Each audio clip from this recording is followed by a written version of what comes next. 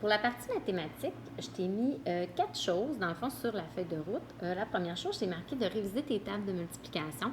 Quatrième année connaissent leurs tables de 0 à 10 sans problème. On les connaît assez bien. Peut-être accentuer sur le 7, le 8, c'est les dernières qu'on a vues, sont un petit peu plus difficiles.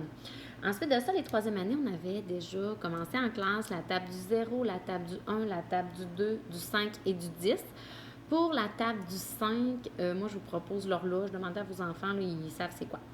Donc, travailler leur table de multiplication, ça pourrait être quelque chose d'agréable. Puis, dans la trousse pédagogique offerte par le gouvernement, il y a un bingo qui est offert. Donc, ça pourrait être une belle façon de travailler vos tables de multiplication. Ensuite de ça, je vous ai marqué d'additionner, de soustraire des nombres. Donc, ça, ils sont capables de le faire tout seuls, ils n'ont pas besoin de vous. Vous n'avez même pas besoin de leur faire vous-même les additions. Donc, moi, ce que je vous propose, c'est de vous prendre des dés, OK? Donc, dans le fond, votre enfant se prend un dé. Donc, je ne sais pas, moi, on veut additionner un nombre à 4 chiffres avec un nombre à 3 chiffres. Bien, pour mon premier nombre, je lance le dé 4 fois et j'écris le nombre que ça arrive. Puis pour le deuxième, je le lance 3 fois, puis ça fait un nombre. Une fois qu'ils ont fini leur addition, vous pouvez les vérifier. Ils peuvent aussi se vérifier avec la calculatrice. Là, ils aiment vraiment ça, se vérifier avec la calculatrice. C'est vraiment une activité agréable pour eux, si jamais vous avez une calculatrice à la maison. C'est sûr que lorsqu'on additionne, il n'y a pas de problème. Le plus petit, le plus grand peut être en haut. Il faut faire attention, par exemple, lorsqu'on soustrait, les amis, n'oubliez pas que c'est important que notre plus grand nombre soit en haut. OK? Donc, si vous lancez le dé 4 fois pour le premier nombre, 3 fois pour le deuxième nombre, ou si vous avez 3 dés, vous avez 4 dés, ça peut faire aussi l'affaire.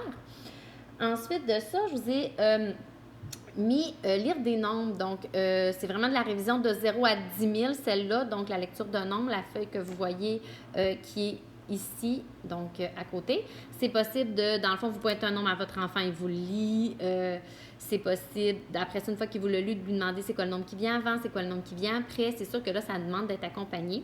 Si c'est possible pour vous aussi, vous pouvez, dans le fond, faire imprimer la feuille, découper en rangées et les faire classer les nombres du plus petit, du plus grand.